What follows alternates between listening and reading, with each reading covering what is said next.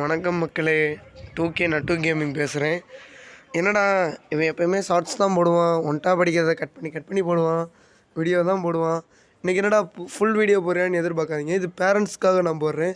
So parents must watch பண்ணுங்கள். எல்லாருக்குமே தெரியும் இந்த இந்த ஜென்ரேஷனில் எல்லாருமே கேம் விளாட்றாங்க, கேமில் அடிக்ட் ஆகிறாங்கன்னு. ஃப்ரீ ஃபயர் விளாட்றாங்கன்னா உங்களை விளாட விடுங்க, விளாட விடாதீங்கன்னு சொல்லலை. விளாட விடுறது எப்படின்னா அதுக்குன்னு ஒரு டைம் ஒதுக்குங்க. சாட்டர்டே சண்டே கூட டைம் ஒதுக்கி லீவில் மட்டும் விளாட விடுங்க. ஓவர் அடிக்ட் ஆகிறேன்னா அது நீங்கள் முன்னாடி கொடுத்துருந்த டைமு நீங்கள் கண்டிக்காது தான்.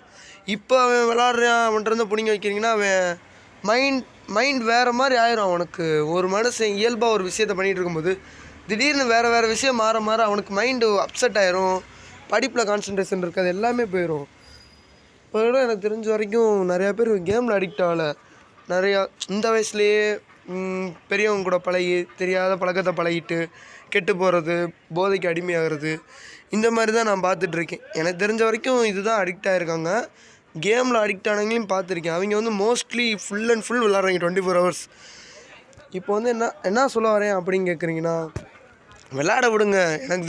எனக்கு ஏரியாவில் தெரிஞ்ச சின்ன பசங்களாம் சொல்கிறாங்க, ப்ரோ வீட்டில் விளாடவே விட மாட்டேறேன் ப்ரோ, ரொம்ப சங்கடமாக இருக்குது, கொஞ்ச நேரம் விளாண்டா தான் ரிலாக்ஸாகவே இருக்குது, படிக்கவே முடியல ப்ரோ, பக்கத்தில் வந்து உட்காரவெல்லாம் விளாட்றியாடான்னு கேட்டுக்கிட்டு இருக்காங்க, வெறுப்பேற்றுறாங்க ப்ரோ அப்படிலாம் என்கிட்ட ஒரு சிலர் தாட் சொல்லியிருக்காங்க.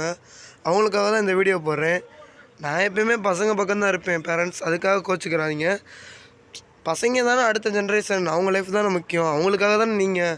ஸோ அவங்க மைண்டை பீஸ்ஃபுல்லாக வச்சுக்கணும்னா இந்த கேம் ஒரு 1 hour அவ்வளோதான், 1 hour மட்டும் கொடுங்க. அவங்க அதிலே போதுன்னு உங்கள் கையிலே கொடுத்துருவாங்க.